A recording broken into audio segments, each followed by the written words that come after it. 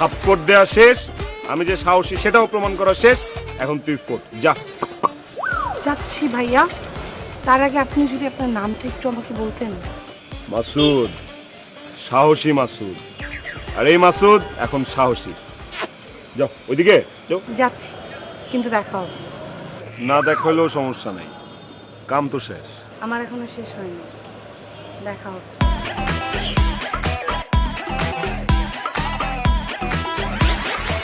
দোস্ত দোস্ত এটা তুই কি করছস?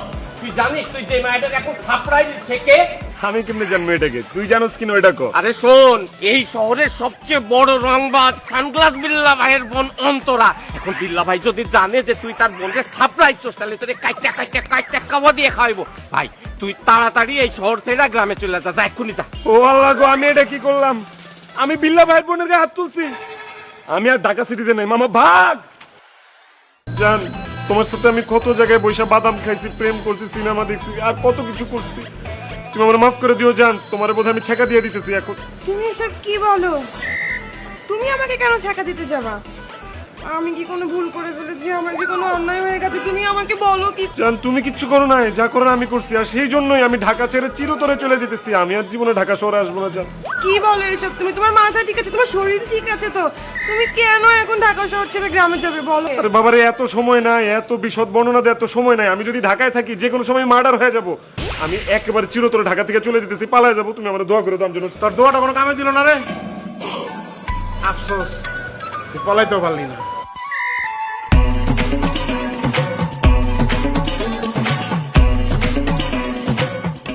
আপনি কে মোটা আঙ্কেল?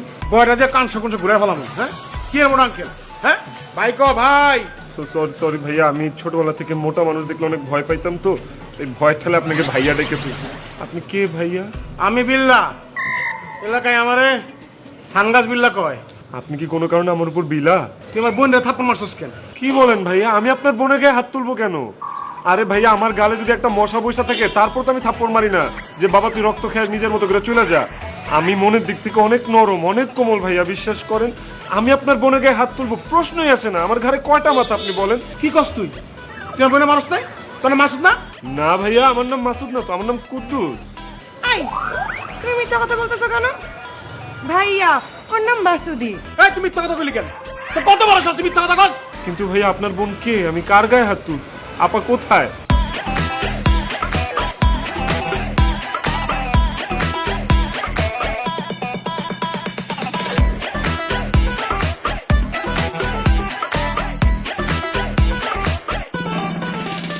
এই পোলা আমার গায়ে হাত দিয়েছে, তোমার বোনের গায়ে হাত দিয়েছে। কলিজা কত বড় রে? তোর তো পেট থেকে বুক পর্যন্ত কলিজা। হ্যাঁ, তোর যে পেটে কি করবো রে? ওই কি করবো কত? ও চশমা বিল্লার বোনের গায়ে হাত তুলছে, ওরা তো যেন তেন শাস্তি দেওয়া যাবে না। ওরা বাসায় নিয়ে চলো, তারপরে ভাইবা দেখি ওরে কি শাস্তি দেওয়া যাবে। বাসায় বাসায়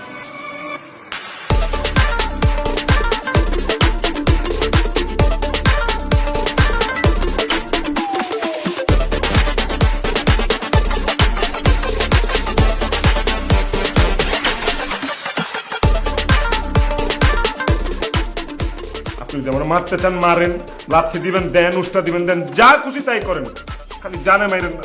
এই দুনিয়ায় আমার বাপ মা, নানা নানি, দাদা দাদি, খালা খালু, চাচা চাচি কেউ নাই। না, সবাই আছে, কিন্তু সবার আমি ছাড়া কেউ নাই, বিশ্বাস করেন। এই সবার দায়ভার সবকিছু আমার কান্দে আমি অল্প বসে নিয়ে নিছি।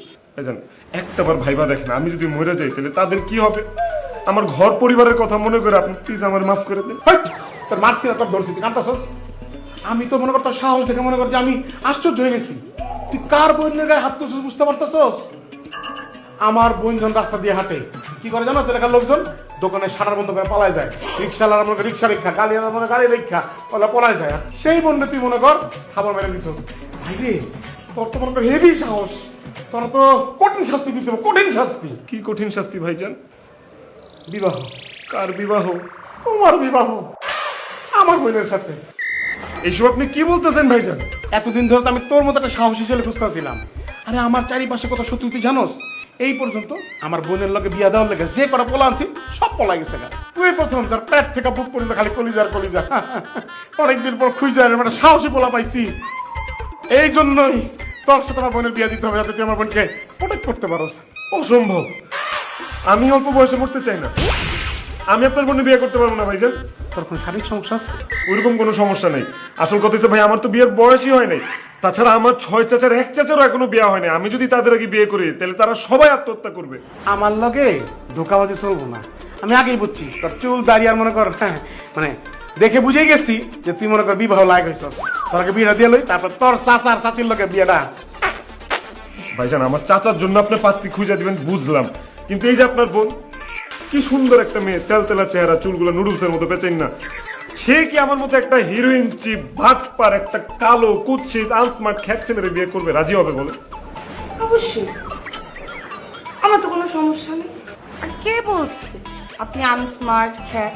আমি তো আপনার মতো এত সুদর্শন, এত হ্যান্ডসাম, এত সুন্দর বেয়াদব ফালতু ছিল কোনোদিন দেখি নাই। ভাইয়া, যদি আমাকে বিয়ে করতে হয় আমি এই বেয়াদব ফালতু স্মার্ট ছেলেটাকে বিয়ে করতে চাই। ওহো আল্লাহ, জীবনে প্রথমবার মনে হইতেছে কেন তুমি আমার এত স্মার্ট বানাইলা।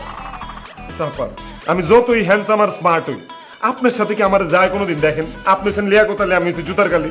ওই জুতার কালিটাকে সব সময় আমি বুকের কাছে রেখে দিই, তবুও আপনাকে বিয়ে করতে হবে আমাকে। তাহলে এটা কি কাজী ওইটা তুই মনে কর বিয়েটা? অসম্ভব, আপনার মতো গুন্ডা সন্ত্রাসী বোন আমি জীবনে বিয়ে করবো না। আমার এরকম কিউট গুলো গুলো বাইরে তুই সন্ত্রাসী ডাকছস, গুন্ডা ডাকছস, যেহেতু সন্ত্রাসী গুন্ডা ডাকছস, তোরে তো সন্ত্রাসী গিরি আমি দেখাবো। সাগর, হাফিজ, পরে লো আমার বেডরুম। ভাইয়া bedroom নিয়ে যাই, ভাইয়া। আর কইটাই দিবেন? বেডরুমে।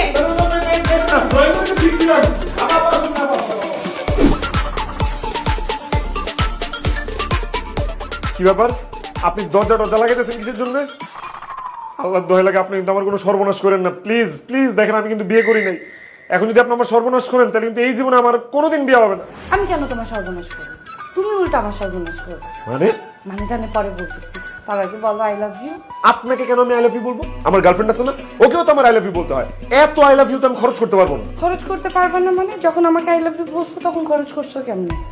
আমাকে তুমি আই লাভ ইউ বলো। আমাকে জীবনে কোনোদিন কোনো ছেলে আই লাভ ইউ বলেনি। বলো আই লাভ ইউ। কখনো না। আমি যাকে বিয়ে করবো আমি শুধু তাকেই আই লাভ ইউ বলবো। আরে বাবা, আমার সাথে তো তোমার দুদিন পরে বিয়ে হবেই। তুমি এখন থেকে প্র্যাকটিস করো, এখনই আমাকে আই লাভ ইউ বলো। আরে বাবা, আপনি বুঝতে পারতেছেন না, আমি আপনার বিয়ে করতে পারবো না, কারণ আমার গার্লফ্রেন্ড আছে। গার্লফ্রেন্ড আছে তো কি হয়েছে? এখনই ফোন করে ব্রেকআপ করে দাও। না না না না, আমি আমার গার্লফ্রেন্ডের সাথে ব্রেকআপ করতে পারবো না। অলরেডি আমার গার্লফ্রেন্ডের সাথে এনগেজমেন্ট হয়ে গেছে। দেখবেন, এই এই যে ring, এই দেখেন।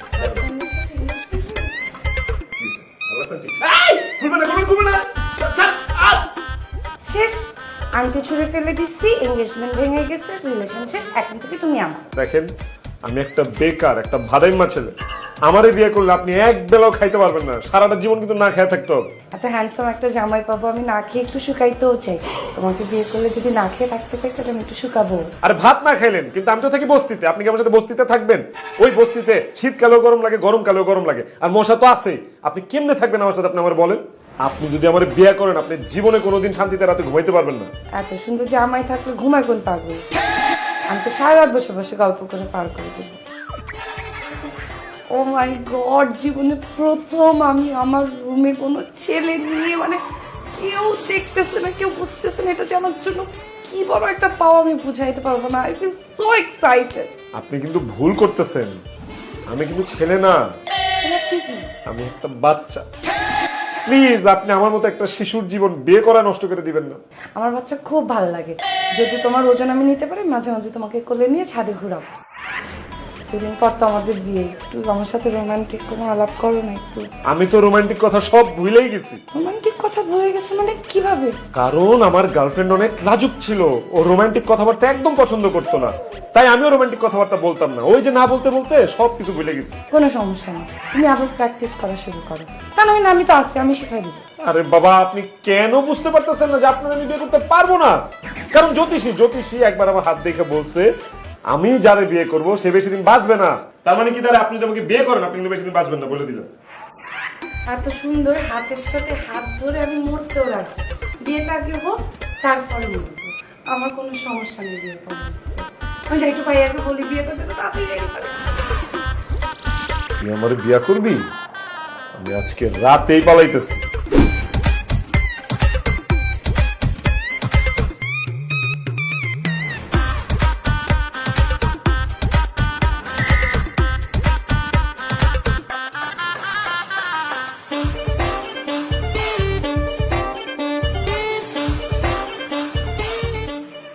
ভাইয়া আসসালামু আলাইকুম। আপা আসসালামু আলাইকুম। ওয়ালাইকুম আসসালাম। মাসুদ, তুমি কি ভালোই বানা? ভাইয়া চুপ করো। আয় দেখ, 2 দিন পর না তোমার সাথে আমার বিয়ে, নিজের হবু বউকে কেউ আপা ডাকে? আমি কি করবো বলেন? আপনারা দেখলে আমার কাছে মনে হয় আমি আমার বড় আপার সাথে দাঁড়ায় কথা বলতেছি। আপনার চোখ কান নাক মুখ গলা সবকিছু আমার বড় আপার মতো দেখতে। আয় চুপ। আর একটা ফালতু কথা বললে একদম কিন্তু এই ঘর থেকে কল্লাটা আমি আলাদা করে দিব। এখন বলো কোথায় যাচ্ছিলা? কই না তো, আমি তো কোথাও যাইতেছিলাম না, আমি তো খুঁজতেছিলাম। কি খুঁজতেছিলা? ইয়ে ভাইজান, আমার না অনেকক্ষণ ধরে 1 নাম্বার চাপ দিছে বুঝছেন। ল্যাট্রিন খুঁজে পাইতেছিলাম না তো, তাই ল্যাট্রিন খুঁজতে বেরিয়েছিলাম। কোন চিপায় আপনাদের ল্যাট্রিনটা? আমি এত টাকা খরচ কইরা শুয়ে শুয়ে যাতে গোসল করা যায়, বয়ে বয়ে যাতে ল্যাট্রিন করা যায়, এই সুব্যবস্থা করে দিছি। তুমি ওগুলোতে বাইরে কেন ল্যাট্রিন খুঁজতেছো? হ্যাঁ, হয়েছে কি ভাইজান, আমি তো ছোটবেলা থেকে গ্রামে বড় হয়েছি। গ্রামে তো 1 নাম্বার সারার জন্য ল্যাট্রিন নিয়ে যেতাম। আর যখন ঢাকায় আসছি তখনও থাকতাম হচ্ছে করেলের বস্তিতে, ওইখানেও ল্যাট্রিন নিয়ে যাওয়া লাগতো। এইখানে এত বড় বড় বাথরুম দেখা আমার 1 নাম্বার আর আসে নাই, আটকে গেছে। সেই জন্য ল্যাট্রিন খুঁজতেছি। কিন্তু আমার মাথায় একটা জিনিস ঘুরপাক খাইতেছে। তুমি কি ল্যাট্রিন খুঁজতেছিলা নাকি পলা যেতেছিলা? ছি ছি ছি ভাইজান, আমার ঘরে কয়টা মাথা যে আমি রাত্রেবেলা আপনার বাড়ি থেকে পালাবো? আমার পালাইতে হলে তো আমি দিনের বেলায় পালাইতে পারতাম। কিন্তু একটা ব্যাপার বুঝলাম না, আপনাদের বাসায় কি দারোয়ান নাই? হ্যাঁ, এই যে রাত্রেবেলা আপনারা দারোয়ানগিরি করতেছেন। মানুষ প্রেমে পড়লে কত কিছু হয়, কেউ রিক্সাওয়ালা হয়, কেউ পানের দোকানদার হয়। হইলাম না হয় আমি একটু দারুণ, কারণ আমি তো জানতাম যে তুমি পালানোর একটা চেষ্টা করবে। তাই ভাইয়াকে আগে থেকেই বলছি আজকে কিন্তু ঘুমানো যাবে না, মাল কিন্তু অনেক পাজি আছে, যাইতে পারে যে কোনো সময়। এই জন্য গেটের সামনে দাঁড়িয়ে দাঁড়াইছি। তুমি গেট দিয়ে বাইরে আর কল্লা টাকা এটা ফেলাই দেবো। এখন সত্যি করে বলো তো শোনা, তুমি কি আসলে পালাচ্ছিলা? যাও, তুমি যদি পালাও, মানে তুমি যদি সত্যি কথা বলো, তাহলে আমি তোমাকে ছেড়ে দিই। সত্যি ছেড়ে দিবেন? সত্যি। আমি পালা যেতে নিছিলাম, কিন্তু আপনারা যেখানে গভীর রাতে ধারণগিরি করবেন সেটা তো আর আমি জানি না। আর এতক্ষণ আপনাদের হাত থেকে বাঁচার জন্য আমি বানায় চানায় মিথ্যা কথা বললাম। আমিও তোমার সাথে মিথ্যা কথা বলে এই সত্যি কথাগুলা বের করছি। খবরদার এই চিন্তার মাথায় এনো না, যে ভুলেও এই চিন্তার মাথা আনো তাহলে কিন্তু তোমার। তাহলে এত টুকরা করমু, লাশ কিন্তু খুঁজে পাবো না, ঠিক আছে? না না, এই যে কানে ধরছে, আমি আর জীবনও পালানোর চেষ্টা করব না। তবে আপনি আমার এটা ধোকা দিলেন। ধোকা থেকেই তো ভালোবাসা শুরু হয়। তো তুমি এখন কি করবা মাসুদ? এখন আমি সোজা ঘরে চলে যাব, যা নাকে তেল দিয়ে একটা সুন্দর ঘুম দিব। By, good night.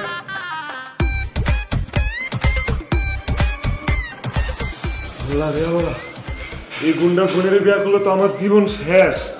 না করতে পারবো রোমান্স, না পাবো বইরা দোর। এই হাওয়া কুতেরা যেহেতু এদিকে খারাপ হয়েছে, আমি যাবো ছাদে। ছাদে যে আমি এক ছাদের থেকে আরেক ছাদে লাফ দিয়া পড়ে মরে যাবো, মানে পালা যাবো।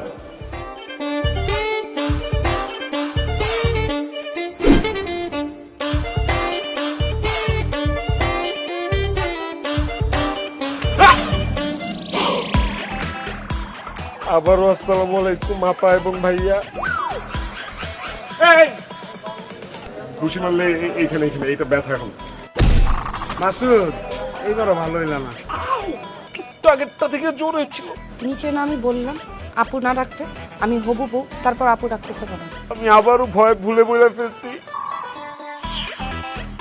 কিন্তু আপনাদের দুজনকে নিচে গেটের সামনে দেখলাম, আপনারা আবার ছাদে আসলেন। ও, আপনাদের কি আরেক জোড়া জমজ ভাই বোন আছে, তাই না? না না, এটা কেমন সম্ভব? ও, নিশিরাত, ফাঁকা ছাদ, আকাশে নাই চাঁদ, তার মানে আপনারা ভূত। ভূত ভূত ভূত! ভাই কে বাঁচো, বাঁচাও আমারে, আমার আওয়াজ করলে একদম কল্লাটা ফেলাই দেব। একদম পেটা গেলে ফেলাম। আমরা ভূত না, আমি অন্তরা। আর আমি অন্তরার একমাত্র ভাই সানগ্লাস বিল্ডার। আমি আমার বোন কেমনে সাদায় পড়ছি না? হ্যাঁ, আমার কাছে ম্যাজিক আছে। হায় হায়, এগুলো কি হচ্ছে? আমার সামনে তো দেখি পুরো আলিফ লাইলা চলতেছে। এই আলিফ লাইলা কেডাইডা? আরে ভাইজান, ছোটবেলায় টিভিতে দেখতাম আলিফ লাইলা, ওইখানে একটা মানুষ কইতো ইকরি বিক্রি শিকরি শু, আর শু করে সব গায়েব হয়ে যেত। এখন তো দেখতেছি আপনার আলিফ লাইলা শু দিয়া যে কোনো জায়গায় চলে যেতে পারেন। আলিফ লাইলা হোক ও লাইলা মেলাইলা, সে যেটা খুশি সেটা হোক। আমাকে উত্তর দাও, তুমি এত রাতে ছাদে কেন আসছো? এই আসলে ছাদে কেন আসছি সেটা আপনাদের দুজনের সাথে কথা বলতে বলতে ভুলে গেছি। ও, তুমি ভুলে গেছো? ভাইয়া, হ্যাঁ? দাদা কবে কাজে আসবে? ওর বাম হাতে একটা কোপ দিয়ে ওর হাতটা কেটে দাও, তারপর যদি ওর কিছু মনে পড়ে দাও। ওকে, কোনো দরকার নেই ভাই। আমি কেন ছাদে আসছি আমার মনে পড়ে গেছে, বলতেছি। আমি ছাদে আসছি হচ্ছে বাতাস খাইতে, বাতাস খাইতে। ও বাতাস খাইতে, এত কিছু থাকতে তুমি বাতাস খাইতে কেন আসছো? বাতাস খাবো না তো কি করবো? সেই সকালবেলা আমার গার্লফ্রেন্ডের বাসা থেকে আপনারা আপনাদের বাসা আমাকে উঠায় নিয়ে আসছেন। সকাল থেকে একটার পর একটা খালি ভয় খাওয়াইতেছেন, একটা দানা পানি তো খাওয়াইতে পারতেন। সেই জন্য আমি ছাদে আসছি বাতাস খাইতে, পেটটারে বুঝাইতে। কিছু একটা তো ঢুকতেছে পেটের মধ্যে। শকুনের চোখ ফাঁকি দেওয়া সম্ভব, কিন্তু চশমা বিল্লাল আর তার বোনের চোখ ফাঁকি দেওয়া ইম্পসিবল। অসম্ভব। আমি তো জানতাম যে তুমি ছাদে এসে পালানোর চেষ্টা করবে। তোমার তো খিদা লাগছে ভাইয়া। হ্যাঁ, আমরা আসলে ওর উপর অত্যাচার করছি, আমি তোকে খাওয়াই নিয়ে আসি। তুমি যাও খাও, আমি ছাদ পাহারা দিই। ও,